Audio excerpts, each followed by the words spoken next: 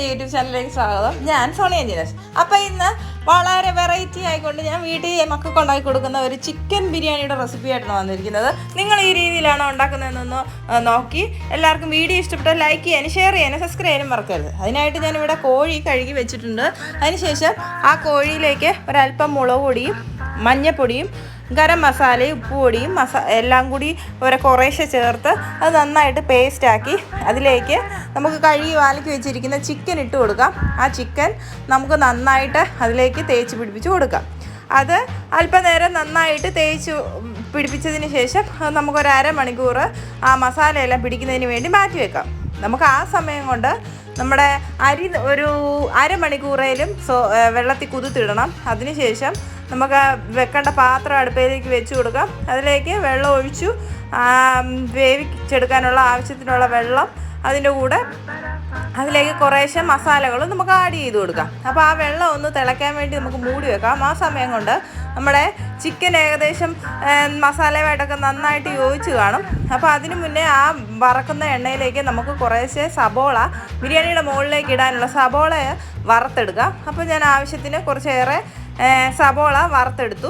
അപ്പോൾ നമ്മുടെ വെള്ളം ഏകദേശം ഒന്ന് ചൂടായി തിളച്ച് വരുന്നുണ്ട്. അപ്പോൾ ആവശ്യത്തിന് ഉപ്പിട്ടതിന് ശേഷം ഞാൻ കഴുകി വാലക്കി വെച്ചിരിക്കുന്ന അരി കുതിർത്തതിന് ശേഷം ഞാൻ വാലക്കി വെച്ചായിരുന്നു. അപ്പം ആ മസാലയിലേക്കെല്ലാം നമുക്ക് അരി ഇട്ട് കൊടുക്കാം.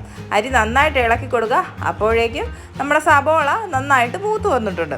അപ്പോൾ സബോള നന്നായിട്ട് മൂത്ത് വന്നു. സബോള എല്ലാം വറുത്ത് പോരാ. അതിലേക്ക് അണ്ടിപ്പരിപ്പും കിസ്മിസും എല്ലാം ഇട്ട് നമുക്ക് നന്നായിട്ട് വറുത്തെടുക്കാം. അപ്പം ഞാൻ ഈ എണ്ണയിലേക്ക് കുറച്ച് നെയ്യ് കൂടി ചേർത്ത് കൊടുത്തിട്ടുണ്ടായിരുന്നു. അപ്പം അതൊരു പ്രത്യേക ഫ്ലേവറാണ്. അപ്പോൾ ആ സമയം കൊണ്ട് നമുക്ക് സബോള വറുത്തതിന് ശേഷം നമുക്ക് കുറേശ്ശെ ചിക്കൻ ഒത്തിരി മൂക്കാതെ എന്നാൽ അത്യാവശ്യം വെന്ത് കിട്ടുന്ന രീതിയിൽ നമുക്ക് കോഴി വറുത്തെടുക്കാം. കോഴി വറുത്തെടുക്കുന്ന സമയം കൊണ്ട് നമുക്ക് ഇഞ്ചിയും വെളുത്തുള്ളിയും സബോളയും ഇതെല്ലാം എടുത്ത് വെക്കാം. അപ്പോൾ ഇഞ്ചിയും വെളുത്തുള്ളിയും കൂടി ഞാൻ പേസ്റ്റാക്കി വെച്ചിട്ടുണ്ട്. അപ്പോൾ ഇടയ്ക്ക് നമ്മുടെ ബിരിയാണി അരി ഒന്ന് ശ്രദ്ധിച്ച് നോക്കണേ. അപ്പോൾ നമ്മുടെ ബിരിയാണി അരി ഏകദേശം ഒരു 3/4 വേവ് മതി. അതിനുശേഷം ദമ്മിടുമ്പോൾ ബാക്കിയുള്ള വേവ് നമുക്ക് വെന്തോളും. അപ്പോൾ ഒത്തിരി വെന്ത് കഴിഞ്ഞാൽ പിന്നെ ആ ബിരിയാണി ഒരുമാതിരി ചെറിയൊരു അളിഞ്ഞതുപോലെ വരും. അപ്പോൾ ചോറായിട്ട് കിടക്കുന്നതല്ലേ എല്ലാവർക്കും ഇഷ്ടം. അളിഞ്ഞതിനോട് എല്ലാവർക്കും പൊതുവെ ഒരു താല്പര്യക്കുറവല്ലേ. അപ്പോൾ അത്യാവശ്യം വേവായിട്ടുണ്ട്. ആ ചോറ് ഞാൻ വാലയ്ക്ക് വെച്ച് ചോറ് കോരി എടുത്തിട്ടുണ്ട്. അതിൻ്റെ വെള്ളം എല്ലാം പോകാൻ വെച്ചിട്ടുണ്ട്. അപ്പം നമ്മുടെ ചിക്കന് ആദ്യത്തെ പീസ് എല്ലാം വറുത്ത് കോരി എടുത്തിട്ടുണ്ട്. എല്ലാം അത്യാവശ്യം നന്നായിട്ട് മൂത്തിട്ടുണ്ട്. ആ നമ്മുടെ മൂപ്പിനനുസരിച്ച് അത് കോരിയെടുക്കുക. അതിനുശേഷം അടുത്തതും കൂടെ വറക്കാനിട്ട് കൊടുക്കുക. അപ്പോൾ അത്രയേ ഉള്ളൂ. വളരെ സിമ്പിളാണ്. അപ്പോൾ അതിനുശേഷം നമ്മുടെ ചോറെല്ലാം വെന്തതിന് ശേഷം നമുക്ക് ആ പാത്രം തന്നെ എടുക്കാം. ഞാനിവിടെ ചെമ്പാണ് ഉപയോഗിച്ചിരിക്കുന്നത്. ആ ചെമ്പിലേക്ക് നമ്മുടെ ചിക്കനെല്ലാം വറുത്ത എണ്ണ അതിലെ ഇതെല്ലാം മാറ്റി എണ്ണ മാത്രം നമുക്ക് ഒഴിച്ചു കൊടുക്കാം. അതിലേക്ക് ഇഞ്ചിയും വെളുത്തുള്ളിയും കൂടെ പേസ്റ്റ് ചെയ്തത് ഞാൻ ഇട്ട് കൊടുത്തിട്ടുണ്ട്. അപ്പോൾ എണ്ണ ഇച്ചിരി കുറവായിട്ട് തോന്നി. അപ്പോൾ വെളിച്ചെണ്ണയാണ് ഞാനിവിടെ കൂടുതലായിട്ട് ഉപയോഗിച്ചിരിക്കുന്നത്. നെയ്യ് ഉപയോഗിച്ചിട്ടുണ്ട്. അപ്പോൾ കുറച്ച് എണ്ണയും കൂടെ ഒഴിച്ചു കൊടുത്ത് ആ ഇഞ്ചിയും വെളുത്തുള്ളിയും പേസ്റ്റ് അതിലിട്ട് വഴറ്റിയതിന് ശേഷം ആവശ്യത്തിന് സബോളയും പച്ചമുളക് ചതച്ച് വെച്ചിട്ടുണ്ട്, തക്കാളിയും എല്ലാം കൂടി ഒന്ന് നന്നായിട്ട് ആ എണ്ണയെ നമുക്ക് വഴറ്റിയെടുക്കാം. വഴറ്റി എല്ലാം അത്യാവശ്യം നന്നായിട്ട് വഴന്ന് വരുമ്പോഴത്തേക്ക് അതിലേക്ക് കുറച്ച് മല്ലിയിലയും കറിവേപ്പിലയും കൂടി ചേർത്ത് നന്നായിട്ട് ഇളക്കി കൊടുത്തിട്ടുണ്ട്. ഇനി അതിലേക്ക് നമുക്ക് കുറേശ്ശെ പൊടികൾ ആഡ് ചെയ്യണം. പിന്നെ അതിന് മുന്നേ ഞാനൊരല്പം തൈര് കൂടി ചേർത്ത് കൊടുത്തിട്ടുണ്ട്. ആ തൈര് നന്നായിട്ട് ഇളക്കി അതിന് ശേഷം ആ മസാലകളെല്ലാം ഇച്ചിരി അങ്ങോട്ട് നീക്കി വെച്ചതിന് ശേഷം ഒരല്പം വെളിച്ചെണ്ണ കൂടെ ഒഴിച്ച് അതിലേക്ക് ഞാൻ മുളക് പൊടിയും മഞ്ഞൾപ്പൊടിയും മല്ലിപ്പൊടിയും ഗരം മസാല എല്ലാം കൂടെ ചേർത്ത് നന്നായിട്ട് ഒന്ന് മൂപ്പിച്ചെടുത്തതിന് ശേഷം അത് സബോളയിലേക്ക് നമ്മുടെ സബോള തക്കാളി എല്ലാം എന്നിവയിലേക്ക് നന്നായിട്ട് യോജിച്ച് കൊടുത്തിട്ടുണ്ട്. നമ്മുടെ ഉപ്പ് കൂടി നമുക്ക് ഇടയ്ക്ക് നോക്കി കൊടുക്കണം. ഉപ്പ് കൂടി ചേർത്ത് കൊടുത്തിട്ടുണ്ട്.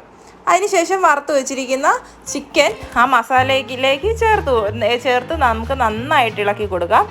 വളരെ സിമ്പിളായിട്ടുള്ള റെസിപ്പിയാണ്. എല്ലാവരും വീട്ടിൽ ട്രൈ ചെയ്ത് നോക്കണം. പിന്നെ അതിൻ്റെ പുറത്തോട്ട് ഞാൻ നന്നായിട്ട് കുരുമുളക് പൊടി കൂടി ചേർത്തിട്ടുണ്ട്. ഞാൻ ഇതിനകത്ത് എസൻസോ അങ്ങനെയുള്ള കാര്യങ്ങളൊന്നും ഈ ബിരിയാണിക്കകത്ത് ചേർത്തിട്ടില്ല. മക്കൾക്ക് കൊടുക്കേണ്ടതുകൊണ്ട്. പിന്നെ മക്കൾക്ക് പൊതുവേ ഒരു എസൻസിനോടൊക്കെ ആ ടേസ്റ്റിനോടൊരു താല്പര്യക്കുറവാണ്. അതുകൊണ്ട് തന്നെ ഞാൻ എസൻസ് ഒന്നും ഒഴിച്ചിട്ടില്ല, റോസ് വാട്ടർ ഒന്നും ഒഴിച്ചിട്ടില്ല. വീട്ടിലെ സാധാ ഇൻഗ്രീഡിയൻസ് ഉള്ള സാധാ ഒരു ബിരിയാണിയാണ്. പിന്നെ നമ്മുടെ ചിക്കൻ കുറച്ച് നേരം നമുക്കൊന്ന് അടച്ചു വെച്ച് വേവിക്കുക. അതിനുശേഷം അതിൻ്റെ പുറത്തോട്ട് ഞാൻ അല്പം മല്ലിയിലയും പുതിനയിലയും ചേർത്ത് കൊടുത്തിട്ടുണ്ട്. പിന്നെ വറുത്ത് വെച്ചിരിക്കുന്ന സബോളയിൽ നിന്ന് കുറച്ച് സബോളയും കൂടെ അതിൻ്റെ പുറത്തോട്ട് ഇട്ട് കൊടുത്തിട്ടുണ്ട്. അത് നന്നായിട്ടൊന്ന് നമുക്ക് ഇളക്കി കൊടുക്കുക, അടി പിടിക്കാതെ തീ ഒന്ന് മീഡിയം ഫ്ലെയിമിൽ ഇട്ട് കൊടുത്ത് നമുക്കിത് കുറേശ്ശെ നേരം നമുക്കതൊന്ന് മൂടി വെച്ച് കൊടുക്കാം.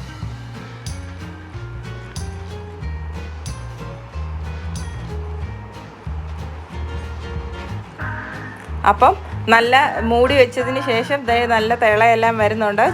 നല്ല കോഴി നന്നായിട്ട് കുക്കായി വന്നിട്ടുണ്ട്.